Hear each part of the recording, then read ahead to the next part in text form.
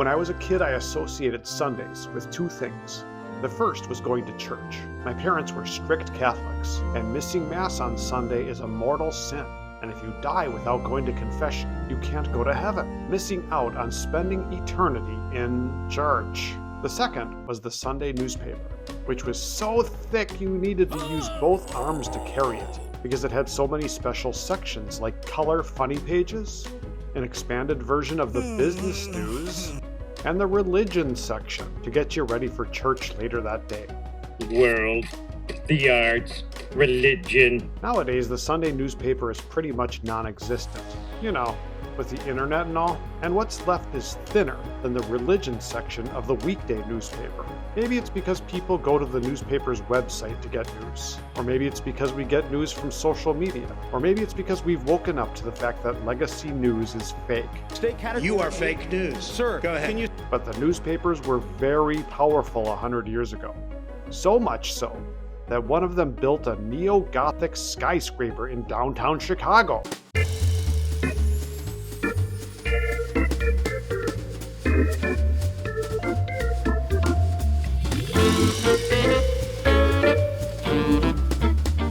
The Chicago Tribune was founded in 1847.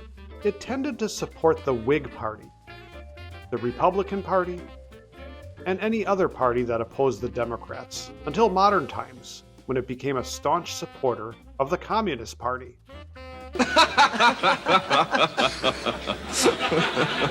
In the 1920s, as a publicity stunt, the Tribune hosted an international design competition for its new headquarters. The winner was a Neo-Gothic design, which is currently Tribune Tower. It was built just north of the Chicago River on Michigan Avenue. It was not only the home to the Tribune newspaper, it became home to WGN, which stands for World's Greatest Newspaper, which became Channel 9, a superstation throughout the country.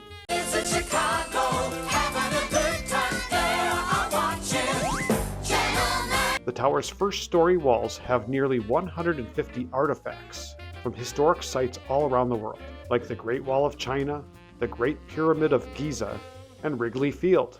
This tradition began in 1914 when Colonel Robert McCormick, the Tribune's longtime editor and publisher, and the guy who McCormick Place is named after, was covering World War I. A medieval cathedral was damaged by German shelling, so he decided to grab a piece for himself.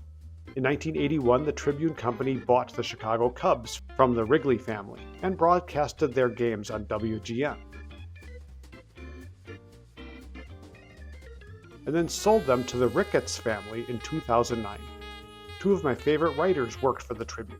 Gene Siskel, the famous movie critic, who, with Roger Ebert, I made a video about. The link is in the description. And while you're there, subscribe to my channel and like some of my stuff, please. And the other writer is Mike Royko, who was witty and hilarious, and hung out at the nearby Goat Tavern, which I did another video about.